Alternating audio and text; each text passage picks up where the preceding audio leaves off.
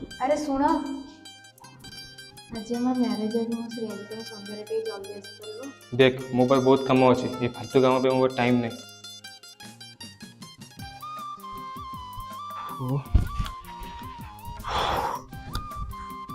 स्थिर गोटे जमा सुधरनी।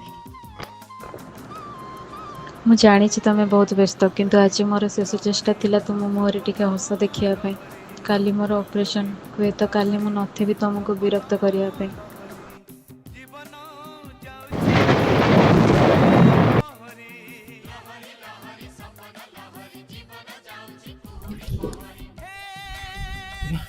मत क्षमा कर दियो मो काम एत व्यस्त रही भूली जाती तुम मोर सब बड़ संपत्ति। तुम बुझिपार से मो बड़ कथा चल ए केक कटिया समय था था निज प्रियजन को समय दिंतु काली हूँ समय थो कि से मनीष न जय जगन्नाथ।